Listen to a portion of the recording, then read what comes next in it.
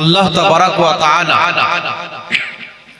আমার আপনার নবী সাল্লাল্লাহু আলাইহি ওয়া আলিহি ওয়াসাল্লামকে যদি সৃষ্টি না করতেন, কুল কায়নাত কিছুই আল্লাহ সৃষ্টি করতেন না। এটা আহলে সুন্নাত ওয়াল জামাত বিশ্বাস করেন, এটা আমরা মানি, এটা আমাদের নবীর ফজিলত।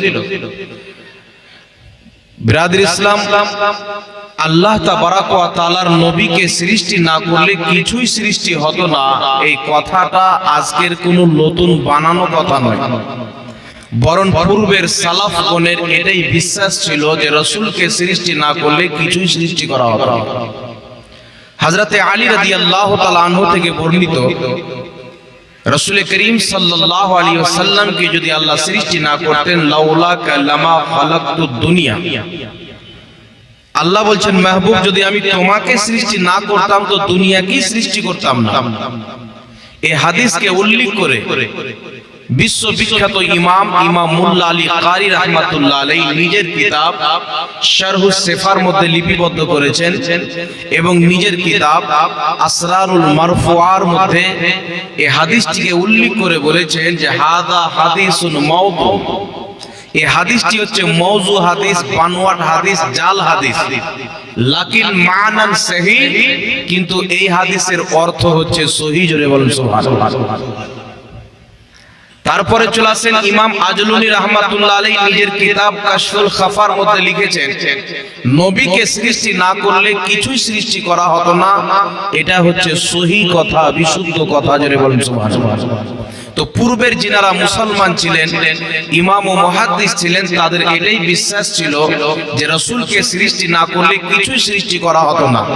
ইমাম মুল্লা আলী কারি সহ একাধিক ইমাম বলেছেন যে এই মর্মে অনেক মারফু হাদিস রয়েছে। ইমাম ইবনে আসাকির রাহমাতুল্লাহ আলাইহি নিজের তারিখের মধ্যে মারফু সূত্রে হাদিস লিখেছেন, জিবরিল আলাইহিস সালাম এসে বলছেন, ইয়া রাসূলুল্লাহ, আল্লাহ বলেছেন যদি আপনাকে সৃষ্টি না করত তো না জান্নাতকে সৃষ্টি করত, না জাহান্নামকে সৃষ্টি করত, না চন্দ্র সূর্য তৈরি করত। বলেন সুবহানাল্লাহ।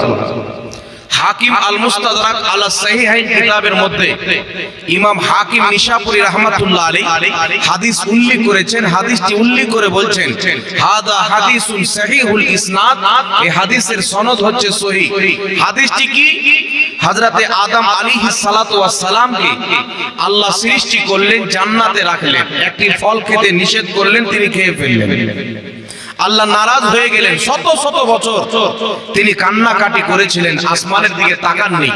হঠাৎ করে একদিন স্মরণে এসেছেন যে আমার মধ্যে যেই দিন আল্লাহ আত্মা ভরেছিলেন, আমি আরশের দিকে তাকিয়েছিলাম, আরশের গেটে লেখা ছিল লা ইলাহা ইল্লাল্লাহ মুহাম্মাদুর রাসূলুল্লাহ সাল্লাল্লাহু আলাইহি ওয়াসাল্লাম। আদম আলাইহিস সালাম বলেন নিশ্চয় যেই মহান বিল্ডিং, মহান জায়গা আরশ, সেই আরশের মেন গেটে আল্লাহর নামের পরে যার নাম লিপিবদ্ধ রয়েছে অবশ্যই সে আল্লাহর কোনো মেহবুব বান্দা হবে, আল্লাহর কোনো নিকটীয় বান্দা হবে, প্যারা বান্দা হবে। আদম আলাইহিস সালাম বললেন, আল্লাহ তুমি আমাকে maaf করে দাও বেহাক্কে মুহাম্মাদিন, তোমার হাবিব মুহাম্মাদের ওসিলায়। জোরে বলুন সুবহানাল্লাহ। আল্লাহ বললেন, আদম এখন তো আমি সেই নবীকে সৃষ্টি করিনি, তুমি কি করে চিনতে পারলে?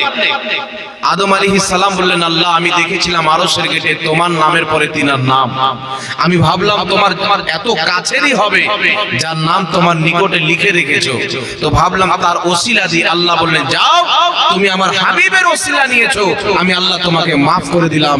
আর শোনো আদম, যদি আমি সেই নবীকে তৈরি না করতাম, লাউলা কালামা খালাকতুকা, তুমি আদমকেও সহি সৃষ্টি করতাম না। জোরে বলতে হবে সুবহানাল্লাহ।